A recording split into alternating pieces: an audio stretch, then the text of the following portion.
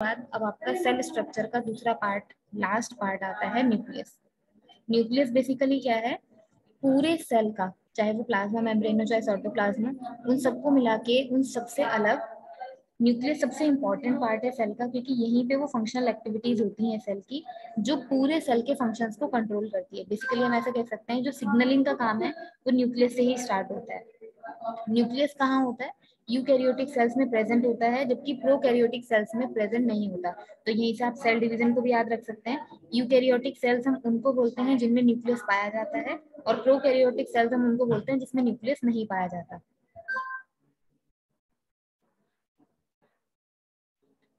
Eukaryotic cells वो हैं जिनमें आपका न्यूक्लियस पाया जाता है, और प्रोकैरियोटिक सेल्स वो हैं जिनमें न्यूक्लियस नहीं पाया जाता। इसके बाद न्यूक्लियस की जब हम बात करते हैं तो तीसरी चीज ये आती है कि न्यूक्लियस में कुछ प्राइमरी कैरियर होते हैं जो हेरिडिटी मटेरियल को कंटेन करते हैं, और उसी के आधार पर न्यूक्लियस के साथ फिर सेल का प्रोडक्शन आगे की तरफ होता है। डिस्कवरी की अगर बात करें तो रॉबर्ट ब्राउन ने 1831 में इसकी डिस्कवरी करी थी, जो बॉटनिस्ट थे। डायग्राम इसका कुछ इस तरह का है, सामने आप देख पा रहे होंगे। एक बॉल लाइक स्ट्रक्चर है पूरा, और इसकी जो आउटर मेम्ब्रेन है इसको हम बोलते हैं न्यूक्लियर एनवलप। इस न्यूक्लियर एनवलप में आपको बहुत सारे पोर्स देखने के लिए मिलेंगे। ये जो होल्स आपको देखने के लिए मिल रहे हैं, इन पोर्स का अपना एक काम है। इन पोर्स के अंदर क्या है, न्यूक्लियस के सेंटर में भी एक डेंस मटेरियल होता है जिसको न्यूक्लियोलस कहा जाता है। ये पूरा जो सिस्टम है, पूरा जो स्ट्रक्चर है, ये न्यूक्लियस का है। आउटर मेम्ब्रेन इसकी न्यूक्लियर एनवलप है। न्यूक्लियर एनवलप के अंदर आपको न्यूक्लियर पोर मिलेंगे। न्यूक्लियर पोर से और अंदर जाएंगे तो न्यूक्लियोप्लाज्म मिलेगा, जैसे कि सेल के अंदर साइटोप्लाज्म होता है। न्यूक्लियोप्लाज्म के साथ ही जैसे सेल में आपके क्रोमेटिन सेल में आपके सेंट्रोसोम्स थे, साइटोस्केलेटन थे, वैसे ही यहाँ पे क्रोमेटिन के फाइबर आपको देखने के लिए मिलते हैं। और लास्ट में क्रोमेटिन फाइबर्स का जो एक कंडेंस स्ट्रक्चर बीच में आपको देखने के लिए मिल रहा है, इसको हम बोलते हैं न्यूक्लियोलस। तो इस तरह से आपका न्यूक्लियस के कौन कौन से पार्ट्स हो गए। सबसे पहला न्यूक्लियर एनवलप या फिर पोर, जिसमें पोर्स बने हुए होते हैं, पोर रिडल्ड होता है। दूसरा न्यूक्लियोप्लाज्म होता है, ये वो फ्लूइड है जो इंटरस्टिशियल पोर्शन में पाया जाता है। इसके बाद आपका न्यूक्लियोलस हो गया। न्यूक्लियोलस क्या है, एक डेंस क्लस्टर है, और इस डेंस क्लस्टर के अंदर ही डीएनए, आरएनए और प्रोटीन राइबोसोम्स पाए जाते हैं। और लास्ट में ये जो क्रोमेटिन आपको दिख रहे हैं, क्रोमेटिन या डीएनए, प्रोटीन, ये सारे के सारे आपके न्यूक्लियर एनवलप के अंदर ही और न्यूक्लियोलस से बाहर, यानी कि न्यूक्लियर एनवलप और न्यूक्लियोलस के बीच में एग्जिस्ट करते हैं जितने क्रोमेटिन फाइबर्स हैं।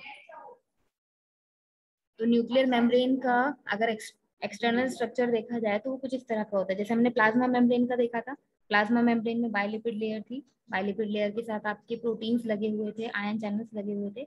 सेम इसी तरह से यहाँ पे क्या होता है, जो न्यूक्लियर मेम्ब्रेन है, न्यूक्लियर मेम्ब्रेन का भी अपना एक स्ट्रक्चर होता है, जिस पर्टिकुलर मेम्ब्रेन को हम न्यूक्लियोलेमा बोलते हैं। न्यूक्लियर एनवलप जो है उसको न्यूक्लियोलेमा बोलते हैं। और ये न्यूक्लियोलेमा ही साइटोप्लाज्म और न्यूक्लियर फ्लूइड को अलग करता है, क्योंकि न्यूक्लियस के अंदर जो फ्लूइड है, न्यूक्लियस के अंदर जो लिक्विड है, उसको हम न्यूक्लियर फ्लूइड बोल रहे हैं। अभी पीछे हमने डायग्राम में देखा ना, इस वाले डायग्राम में ये जो अंदर वाला लिक्विड है ये न्यूक्लियोप्लाज्म है, जबकि इस न्यूक्लियस के बाहर पूरे सेल में जो लिक्विड है वो आपका साइटोप्लाज्म है। तो दोनों का नाम अलग अलग क्यों है, क्योंकि शायद दोनों की प्रॉपर्टीज में कुछ डिफरेंस है। तो न्यूक्लियोप्लाज्म की जब हम बात कर रहे हैं, जो न्यूक्लियर लेयर है वो क्या काम कर रही है, न्यूक्लियस के अंदर वाले फ्लूइड और न्यूक्लियस के बाहर वाले फ्लूइड दोनों को सेपरेट करने का काम कर रही है। So that nuclear membrane separates the nuclear material from cytoplasm. और अब इसके स्ट्रक्चर की अगर बात करें तो इसमें क्या क्या चीजें होती हैं, लिपिड बाइलेयर से ही बना होता है, यानी कि जैसी पूरी सेल की आउटर मेम्ब्रेन है, सेल की जो आउटर मेम्ब्रेन थी जो लिपिड बाइलेयर थी, उसी तरह से ये लिपिड बाइलेयर का बना हुआ होता है। ये जो आउटर मेम्ब्रेन आप देख रहे हैं और एक इनर मेम्ब्रेन आप देख रहे हैं, इसका स्ट्रक्चर भी अगर हम देखेंगे तो सबसे स्टार्टिंग में हमने जो सेकंड थर्ड स्लाइड में प्लाज्मा मेम्ब्रेन का डायग्राम देखा था, उसी की तरह आपका ये न्यूक्लियर मेम्ब्रेन का डायग्राम देखने के लिए मिलेगा। ठीक है, तो आउटर मेम्ब्रेन होती है इसमें जो कि न्यूक्लियस के साइटोप्लाज्म की तरफ होती है, और इनर मेम्ब्रेन होती है जो न्यूक्लियर फ्लूइड की तरफ होती है। ये एनवलप डबल लेयर मेम्ब्रेन का बना होता है, और इस एनवलप में पोर्स होते हैं। ये जो बीच का आप स्पेस देख रहे हैं ना, ये वाले जो स्पेस देख रहे हैं, ये बेसिकली क्या है, ये पोर्स है, न्यूक्लियर पोर्स है। इन पोर्स का अपना एक कॉम्प्लेक्स स्ट्रक्चर होता है। आउटर लेयर जो है सबसे बाहर वाली, ये कनेक्टेड होती है एंडोप्लाज्मिक रेटिकुलम से और कम्युनिकेट करती है साइटोप्लाज्म से। जो इस न्यूक्लियर जो वॉल है आपकी, एक तरह से न्यूक्लियस की जो वॉल है, ये न्यूक्लियस की वॉल, अंदर इसके कुछ और है, बाहर इसके कुछ और है। तो बाहर वाला जो पोर्शन है वो साइटोप्लाज्म है, इधर वाला जो पोर्शन है वो साइटोप्लाज्म है, अंदर वाला जो पोर्शन है वो न्यूक्लियर फ्लूइड है। तो यहाँ से न्यूक्लियर फ्लूइड और साइटोप्लाज्म को कनेक्ट कराने का काम कौन सी लेयर करेगी? ये जो आउटर लेयर है न्यूक्लियस की, ये वाली, ये आउटर लेयर एंडोप्लाज्मिक रेटिकुलम के साथ कनेक्ट करेगी, यानी कि जो ईआर राइबोसोम्स अटैच्ड हैं इनके साथ कनेक्शन बनाएगी, और साथ ही साथ साइटोप्लाज्म ऑफ सेल के साथ ये कनेक्शन एस्टेब्लिश करेगी। इसके बाद अगर इसके फंक्शंस की बात करें तो सेम उसी तरह के फंक्शन है जैसे सेल में सेल मेम्ब्रेन के फंक्शन होते हैं, वैसे ही न्यूक्लियस में न्यूक्लियर मेम्ब्रेन के फंक्शन है। तो सबसे पहला फंक्शन इसका क्या है कि ये शेप और स्टेबिलिटी प्रोवाइड करेगा, न्यूक्लियस जिसकी वजह से कोलैप्स नहीं होगा। अदरवाइज क्या है, न्यूक्लियस के अंदर कुछ ऐसा हार्ड मटेरियल तो है नहीं, एक न्यूक्लियोलस है और क्रोमेटिन फाइबर्स है, न्यूक्लियोप्लाज्म है, इन तीनों के अलावा न्यूक्लियस जो लेयर है उसके अंदर कुछ नहीं है। तो अगर ये लेयर हार्ड नहीं होगी तो न्यूक्लियर कोलैप्स हो जाएगा बाहर के साइटोप्लाज्म के प्रेशर की वजह से। तो बेसिकली ये जो लेयर है, आउटर लेयर है, ये क्या काम करती है, शेप एंड स्टेबिलिटी प्रोवाइड करती है न्यूक्लियस को, जिसके कारण न्यूक्लियस कोलैप्स नहीं होता है। जितने सब्सटेंसेज है उनका रेगुलेशन इसी वॉल के माध्यम से होता है, सेम वैसे जैसे सेल मेम्ब्रेन में होता है। सेल मेम्ब्रेन में क्या होता है कि जितने एक्स्ट्रास्टिशियल फ्लूइड में आपके मटेरियल है वो इंटरस्टिशियल फ्लूइड में इस प्लाज्मा मेम्ब्रेन के थ्रू आते हैं। सेम वैसे ही न्यूक्लियर मेम्ब्रेन के बाहर और अंदर क्या है, न्यूक्लियर मेम्ब्रेन के बाहर है आपका साइटोप्लाज्म और न्यूक्लियर मेम्ब्रेन के अंदर है आपका न्यूक्लियोप्लाज्म। इन दोनों के बीच में जो कम्युनिकेशन होगा, चाहे वो केमिकल कनेक्शन हो चाहे वो न्यूक्लियर कनेक्शन हो, दोनों को एस्टेब्लिश करने का काम ये न्यूक्लियर मेम्ब्रेन ही करेगी। और लास्ट में ये न्यूक्लियर मेम्ब्रेन बेसिकली एक कंपार्टमेंट अलग बना देती है, जिसकी वजह से साइटोप्लाज्म के अंदर एक न्यूक्लियस नाम का अलग चीज ऑर्गेनल से अलग आपको दिखाई देता है। क्योंकि पीछे अगर आपने नोटिस किया हो, ये डायग्राम मैं आपको शो करती हूँ, जो हमने सबसे स्टार्टिंग में देखा था सेल डायग्राम, उस सेल डायग्राम में एक चीज क्या थी, यहाँ पर जितने भी ऑर्गन्स हैं, चाहे गोल्जी एपरेटस है, चाहे वैक्यूल्स हैं, चाहे पेरोक्सिसोम है, लाइसोसोम है, माइटोकॉन्ड्रिया, किसी की भी जो लेयर है, मतलब किसी की भी जो आउटर लेयर है वो लिपिड बाइलेयर की नहीं बनी है। लिपिड बाइलेयर की केवल जो पूरी सेल है इसकी मेम्ब्रेन बनी हुई है। बाकी जितने हमने पढ़े, माइटोकॉन्ड्रिया हो गया, चाहे राइबोसोम हो गया, सेंट्रोसोम हो गया, किसी में भी लिपिड बाइलेयर की आउटर कवरिंग नहीं बनी हुई है।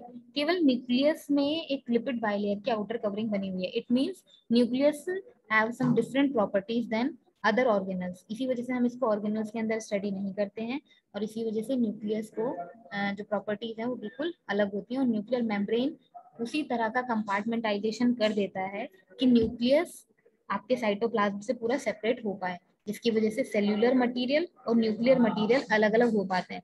अगर ये प्लाज्मा मेम्ब्रेन बायलिपिड वाली लेयर ना हो और ये भी बाकी सबकी तरह एक सिंपल लिपिड लेयर होगी, जो जैसे गोल्जी एपरेटस में होता है, झिल्ली टाइप की होती है, तो आना जाना मटेरियल का तो उससे भी पॉसिबल है, रेगुलेशन ऑफ सब्सटेंसेस उससे भी पॉसिबल है, बट जो कंपार्टमेंट अलग अलग बने हैं जिसकी वजह से इस न्यूक्लियस को हमने एक अलग ऑर्गेनल का नाम दिया है, उस साइटोप्लाज्म के अंदर इसको काउंट नहीं किया, वो नहीं हो पाता। तो क्योंकि इसमें लिपिड बाइलेयर है, इसी वजह से हम बोलते हैं कि कंपार्टमेंटाइजेशन का काम करती है न्यूक्लियस की मेम्ब्रेन, न्यूक्लियर की मेम्ब्रेन, और यही सेल्यूलर मटेरियल और न्यूक्लियर मटेरियल को अलग अलग रखने का काम करती है। जैसे कि पूरे सेल के बाहर वाला जो लिक्विड है और पूरे सेल के अंदर वाला जो लिक्विड है, उन दोनों को सेपरेट करने का काम कौन करती है, सेल की बाइलिपिड लेयर यानी कि प्लाज्मा मेम्ब्रेन। वैसे ही पूरे न्यूक्लियस के अंदर जो मटेरियल है यानी कि न्यूक्लियर मटेरियल, और पूरे न्यूक्लियस के बाहर जो मटेरियल है यानी कि सेल्यूलर मटेरियल, उन दोनों को सेग्रीगेट करने का, कंपार्टमेंट बनाने का काम करती है न्यूक्लियस मेम्ब्रेन या न्यूक्लियर मेम्ब्रेन। इसके बाद अगर न्यूक्लियर पोर्स देखें तो न्यूक्लियर पोर का स्ट्रक्चर कुछ डायग्राम इस तरह का होता है, ये आप देख सकते हैं, ब्लैक एंड व्हाइट में डायग्राम दिखाया गया है। ये पूरा एक न्यूक्लियस है, इस न्यूक्लियस में ये हल्के हल्के डॉट डॉट्स जो हैं ये न्यूक्लियर पोर्स हैं।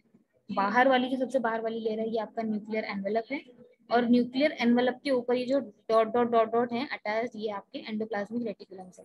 बीच में सबसे सेंटर में न्यूक्लियोलस है। अगर न्यूक्लियर पोर को और डीप में देखें तो ये कुछ इस तरह का होता है। देखो यहाँ पे ये पूरी लेयर बनी हुई है न्यूक्लियस की, लेकिन बीच में आने जाने के लिए एक रास्ता एक्स्ट्रा छूटा हुआ है, एक कॉनिकल शेप है जिसको न्यूक्लियर पोर कहा जाता है। तो न्यूक्लियर पोर बेसिकली क्या है, एक फीचर है न्यूक्लियर एनवेलप का।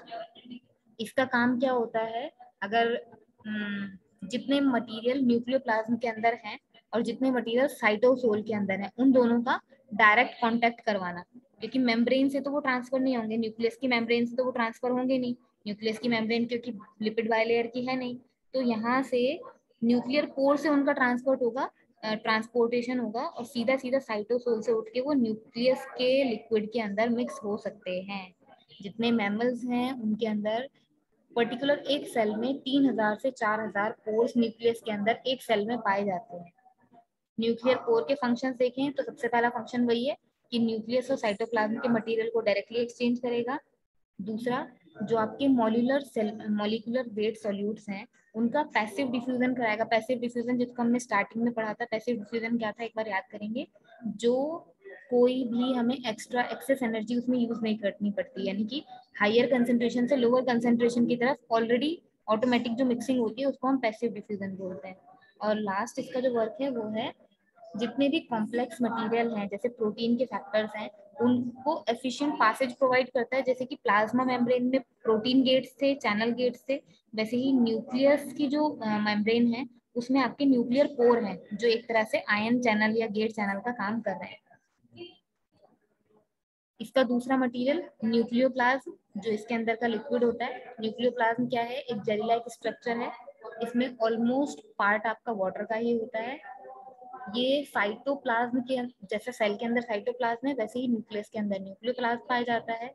जितने भी मटेरियल न्यूक्लियस के अंदर होते हैं वो इसी न्यूक्लियोप्लाज्म में फ्लोट करते हैं और यही न्यूक्लियस को एक शेप प्रोवाइड करने में हेल्प करता है और ट्रांसपोर्टेशन का मीडियम प्रोवाइड करता है। ये कुछ इसी तरह से है जैसे हम बोलते हैं कि साउंड को ट्रैवल करने के लिए कोई ना कोई मीडियम की आवश्यकता होती है, एटलीस्ट एयर की आवश्यकता है। वैक्यूम अगर कर देंगे तो साउंड का ट्रांसपोर्टेशन भी पॉसिबल नहीं है, यानी कि मीडियम का होना जरूरी है ट्रांसपोर्टेशन के लिए। सेम उसी तरह से न्यूक्लियस के जो सब्सटेंसेस हैं या न्यूक्लियस के बाहर जो सब्सटेंसेस हैं उनका ट्रांसपोर्टेशन कराने के लिए ये न्यूक्लियोप्लाज्म एक मीडियम का काम करता है। ये प्रोटोप्लाज्म का एक टाइप होता है। प्रोटोप्लाज्म किसको बोलते हैं, इसमें आपका वाटर है, बहुत सारे अलग अलग मॉलिक्यूल्स हैं और कुछ आयंस ऐसे हैं जो इसमें डिसॉल्व रहते हैं। Protoplasm is the category of nucleoplasm and cytoplasm.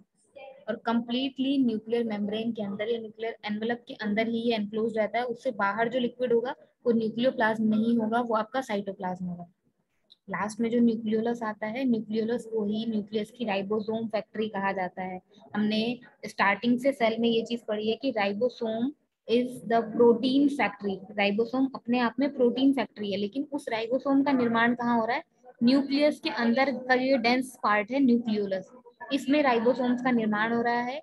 यहाँ से वो राइबोसोम्स उठते हैं न्यूक्लियर पोर से होते हुए एंडोप्लाज्मिक रेटिकुलम पे आते हैं, जिसकी वजह से न्यूक्लियस के पास वाला जो रेटिकुलम है ये रफ एंडोप्लाज्मिक रेटिकुलम बन जाता है। तो राइबोसोम की फैक्ट्री कौन है, न्यूक्लियोलस। और राइबोसोम किसकी फैक्ट्री है, प्रोटीन्स की, यानी कि प्रोटीन का निर्माण होगा राइबोसोम में और राइबोसोम का निर्माण होगा न्यूक्लियोलस में। ये लार्ज प्रोमिनेंट स्ट्रक्चर्स हैं, इनमें कोई मेम्ब्रेन नहीं होती है। अगर पर्टिकुलर हम न्यूक्लियोलस की बात करें तो न्यूक्लियोलस की आउटर कोई मेम्ब्रेन नहीं होती है। ये बस कुछ इस तरह का है, जैसे मान लीजिए आपने बहुत सारे थ्रेड लाइक स्ट्रक्चर्स लिए, मतलब बहुत सारे थ्रेड लिए, उनको एक गुच्छा बनाया और कुछ कुछ गुच्छे उसमें से एक्सटेंड करके छोड़ दिए। तो ये जो बीच वाला डेंसिटी वाला पोर्शन है ये आपका न्यूक्लियोलस होगा और इसकी आउटर कोई फिक्स मेम्ब्रेन नहीं होगी इसी में से, क्योंकि ये क्रोमेटिन फाइबर्स जो है ये निकले हुए होते हैं।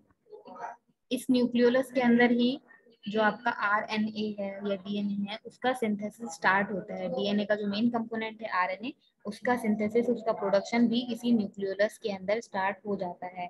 पूरे न्यूक्लियस का अराउंड अगर आप 4 पार्ट करें, पूरे न्यूक्लियस को अगर इस तरह से आप 4 पार्ट में डिवाइड करेंगे तो ऑलमोस्ट 25% जो एरिया है वो न्यूक्लियोलस कवर करके रखता है। मेन फंक्शन इसका क्या है, जो आरएनए बना है इसके अंदर, न्यूक्लियोलस के अंदर जो आरएनए बना है उसको प्रोटीन या क्रोमेटिन फाइबर्स के साथ कंबाइन करना न्यूक्लियोलस का मेन काम होता है। और न्यूक्लियोलस ही ऐसा है जो अपने आप को डिसऑर्गेनाइज कर सकता है और लेट प्रोफेज में दोबारा से टीलोफेज में रीअपियर हो सकता है। यानी कि जब हम न्यूक्लियस के डिवीजन की बात करेंगे, माइटोसिस म्यूसिस को पढ़ेंगे, तो हमें ये समझ में आएगा कि न्यूक्लियोलस के अंदर ये जो क्रोमेटिन्स है इनका डिवीजन होता है, इसी के कारण क्रोमोसोम्स अलग अलग होते हैं, सेम टाइप के सेल्स बनते हैं या फिर डिफरेंट टाइप के सेल्स बन पाते हैं। तो इस तरह से न्यूक्लियस के अंदर टोटल आपके ये 3 पार्ट थे, न्यूक्लियोलस, न्यूक्लियोप्लाज्म और न्यूक्लियर पोर, या न्यूक्लियर पोर के पीछे न्यूक्लियर एनवेलप। इस तरह से 4 पॉइंट आपके न्यूक्लियस के स्ट्रक्चर में आते हैं। और एक लास्ट चीज, क्रोमेटिन फाइबर, जिसके बारे में हम बात कर रहे हैं, इसको और देख लेते हैं, उसके बाद आपका न्यूक्लियस का पार्ट पूरा हो जाएगा। इस डायग्राम को ध्यान से देखेंगे। ये डायग्राम बेसिकली क्या है, बीच में ये जो ब्लू कलर के आपको पार्ट्स दिख रहे हैं इसमें 4 पार्टीशन एक साइड से दिख रहे हैं, वही 4 पार्टीशन पीछे की साइड से, टोटल 8 पार्टीशन है। इसको कहा जाता है हिस्टोन। तो हिस्टोन न्यूक्लियोसम कोर पार्टिकल है, और इस न्यूक्लियोसम कोर पार्टिकल के चारों तरफ डीएनए इस तरह से हेलिक्स शेप में राउंड राउंड होके एक फाइबर का निर्माण करता है। लगभग 30 नैनोमीटर लंबी ये फाइबर है। इस फाइबर को ही क्रोमेटिन फाइबर कहा जाता है। तो क्रोमेटिन फाइबर या फिर क्रोमोसोम का जो मेन स्ट्रक्चर है, एक थ्रेड लाइक स्ट्रक्चर जो हम बाहर से दिखता है, उसके अंदर बहुत सारी चीजें होती हैं, जिसमें सबसे पहला मटेरियल क्या होता है, डीएनए होता है। डीएनए कौन सा है, ये जो रोप जैसा स्ट्रक्चर आपको दिख रहा है, ये आपका डीएनए है हेलिक्स शेप में। और इस डीएनए के साथ हिस्टोन प्रोटीन्स अटैच्ड रहते हैं। हिस्टोन प्रोटीन्स इनको कंबाइन करने का काम करते हैं। हिस्टोन प्रोटीन्स के अंदर 2 ब्रॉड कंपोनेंट होते हैं, एक होते हैं आपके न्यूक्लिक एसिड और दूसरे होते हैं प्रोटीन्स, ठीक है। हिस्टोन्स जो है वो नेगेटिवली चार्ज डीएनए के साथ कंबाइन होता है, यानी कि हम ये समझ सकते हैं इस डायग्राम में ये जो डीएनए दिखाया हुआ है, ये डीएनए आपका नेगेटिवली चार्ज डीएनए है। और इन दोनों से मिलके हिस्टोन्स प्लस डीएनए के फाइबर से मिलकर आपका क्रोमेटिन फाइबर बनता है। और क्रोमेटिन की ये जो एक फाइबर है जो लगभग 30 नैनोमीटर लंबी है, ये अपने स्ट्रक्चर को बार बार रिपीट करके क्रोमोसोम्स बनाती है। क्रोमोसोम्स ही वो हैं जो डीएनए को लिंक करने में कैपेबल होते हैं आपके न्यूक्लियोसम्स के साथ। तो इस तरह से क्रोमेटिन फाइबर एक एक्स्ट्रा एडिशनल टॉपिक है, इसको आप चाहें तो देख सकते हैं। बाकी न्यूक्लियस का पार्ट हमारा पीछे ही खत्म हो जाता है। न्यूक्लियस के जो 3 मेन पोर्शन थे, nuclear membrane, nuclear core, nucleoplasm and last nucleolus. तो हमारा जो हमने स्टार्ट किया था सबसे स्टार्टिंग से, कुछ बेसिक प्रोसेस को हमने स्टडी किया था, एक बार इसको फटाफट से रिवाइज कर लेते हैं, फिर आप लोगों के जो क्वेश्चंस हैं उन क्वेश्चंस को हम टेक ऑन कर लेंगे। जनरल टर्मिनोलॉजी में हमने एनाटॉमी फिजियोलॉजी क्या है उसको समझा था, एक बार मोटा मोटा ऊपर से रिवाइज करते चलेंगे। एनाटॉमी क्या है, study about the structure of body, और फिजियोलॉजी क्या है, study about the function of body. Anatomy के 3 पार्टीशन हमने पढ़े थे, ग्रॉस एनाटॉमी, माइक्रोस्कोपिक और डेवलपमेंटल। ग्रॉस में जिसमें हम रीजन के बेस पे, सिस्टम के बेस पे या सरफेस के बेस पे चीजों को स्टडी करते हैं, एनाटॉमी को स्टडी करते हैं। माइक्रोस्कोपिक यानी कि सेल की स्टडी हो गई या टिश्यूज की, यानी कि जो माइक्रोस्कोपिक लेवल पे है, उन सारी स्टडीज को माइक्रोस्कोपिक एनाटॉमी कहेंगे। और डेवलपमेंटल एनाटॉमी का मतलब ये है कि पूरे लाइफ प्रोसेस के दौरान जिन जिन चीजों में डेवलपमेंट हो रहा है, चाहे फीटस में डेवलपमेंट हो रहा है, चाहे बर्थ के बाद, बेबी का प्रोडक्शन के बाद, तो बेबी की जो एनाटॉमी है यानी कि उसकी जो एनाटॉमिकल बॉडी है उसमें डेवलपमेंट हो रहा है, उन सभी को डेवलपमेंटल एनाटॉमी के अंदर पढ़ा जाता है। फिजियोलॉजी की जब बात करते हैं तो सिस्टम फिजियोलॉजी, कंपैरेटिव फिजियोलॉजी और मेडिकल फिजियोलॉजी की तरह से 3 पार्टीशन में इसको हमने डिवाइड किया था। इसके बाद हमने देखा था कि 6 लेवल में पूरा ह्यूमन बॉडी का जो ऑर्गेनाइजेशन है वो काम करता है, जिसमें सबसे छोटा और सबसे माइनर जो लेवल है वो है केमिकल लेवल, जिसमें आपके बेसिकली एटम्स के बीच में इंटरेक्शन होता है। इन केमिकल्स से ही मिलके आपके सेल्स बनते हैं, जो सेल्यूलर लेवल में आता है बात। और सेल्यूलर लेवल में एक बेसिक स्ट्रक्चर और फंक्शन होता है, जिसको अभी हमने डीप में स्टडी किया कि एक सेल के अंदर क्या क्या चीजें हैं, क्या क्या ऑर्गन्स हैं, 3 मेन उसके पार्ट्स हैं, ये सब हमने सेल को अभी स्टडी किया है। इन अलग अलग सेल्स का ग्रुप बनेगा या फिर सिमिलर सेल्स का जो ग्रुप बनेगा वो टिश्यू कहलाएंगे। अलग अलग टिश्यूज का जो ग्रुप बनेगा वो एक ऑर्गन को जनरेट करेगा, अलग अलग ऑर्गन्स का जो एक ग्रुप बनेगा वो एक सिस्टम को बनाएगा, और अलग अलग सिस्टम से मिलके एक पूरा ऑर्गेनिज्म तैयार होगा। तो इस तरह से 6 level of organisation human body में हमने पढ़े थे। 11 सिस्टम ह्यूमन बॉडी के हमने देखे थे। नामों को जरूर याद रखेंगे कौन कौन से हैं। इंटीग्यूमेंट्री यानी कि स्किन का सिस्टम, स्केलेटल यानी हड्डियों का सिस्टम, मस्कुलर यानी मसल्स का सिस्टम, नर्वस सिस्टम यानी कि जितना आपका सेंट्रल नर्वस सिस्टम है, पेरिफेरल नर्वस सिस्टम है, जो आपके ब्रेन से कनेक्शन दिए जाते हैं, सिग्नल दिए जाते हैं, उसका जो सिस्टम है वो पूरा नर्वस सिस्टम है। सर्कुलेटरी यानी कि आपका ब्लड का सिस्टम, जिसमें ब्लड का कंपोजिशन, हार्ट की पंपिंग और पूरा किस तरह से ये कहाँ से हार्ट के किस किस पार्ट से होते हुए जा रहा है ये सब, और साथ में ब्लड वेसिकल्स जिसमें वेन्स और आर्टरीज दोनों, इस तरह से सर्कुलर सिस्टम होता है। एंडोक्राइन सिस्टम जिसमें कि हम देखते हैं इंटरनल कौन कौन सी ग्लैंड्स हैं जो हार्मोन्स को सिक्रेट कर रही हैं। लिम्फेटिक सिस्टम जो कि जिसमें हम लिम्स के बारे में पढ़ेंगे, यानी कि इम्यूनिटी के बारे में पढ़ेंगे, जो ऑलमोस्ट आर्मपिट्स और ग्रॉइन वाले पोर्शन पे सबसे ज्यादा पाए जाते हैं। डाइजेस्टिव सिस्टम जिसमें हम देखते हैं कि खाना किस तरह से डाइजेस्ट हो रहा है, किस तरह से वेस्टेज बॉडी से निकल रहा है, और वो जो सॉलिड मटेरियल हम ले रहे हैं उसमें से सेल्यूलर लेवल में चीजें किस तरह से पहुंच रही हैं। रेस्पिरेटरी सिस्टम यानी कि एक अपर एयर पाथवे है जिसमें हम इनहेल एक्सहेल कर रहे हैं, और उसके बाद उसकी मिक्सिंग जो ब्लड में हो रही है वो आपका मेन रेस्पिरेटरी सिस्टम है। इसके बाद यूरिनरी सिस्टम आता है जिसमें आप किडनी और यूरेथ्रा के बारे में पढ़ते हैं, और लास्ट में आता है रिप्रोडक्टिव सिस्टम, यानी कि मेल रिप्रोडक्टिव सिस्टम और फीमेल रिप्रोडक्टिव सिस्टम। तो इस तरह से टोटल 11 सिस्टम है। इन्हीं 11 सिस्टम्स को हमने आगे टोटल पूरे सिलेबस में स्टडी करना है, जिसमें कि पहली यूनिट आपकी थी एनाटॉमी ऑफ स्केलेटल सिस्टम और इंट्रोडक्शन ऑफ एनाटॉमी, जिसमें हम इंट्रोडक्शन ऑफ एनाटॉमी को पढ़ चुके, फिजियोलॉजी की डेफिनेशन हम देख चुके, बॉडी का इंट्रोडक्शन हम देख चुके कि 6 लेवल ऑफ ऑर्गेनाइजेशन में बॉडी बनी होती है। सेल को अभी तक हमने डीप में स्टडी किया है। इसके बाद कल की क्लास से हम स्टार्ट करेंगे टिश्यूज को, और ऑलमोस्ट टिश्यू आपका कल ही फिनिश हो जाएगा। इसके बाद स्केलेटन सिस्टम और इनका इफेक्ट हम देखेंगे कि योग में किस तरह से होता है।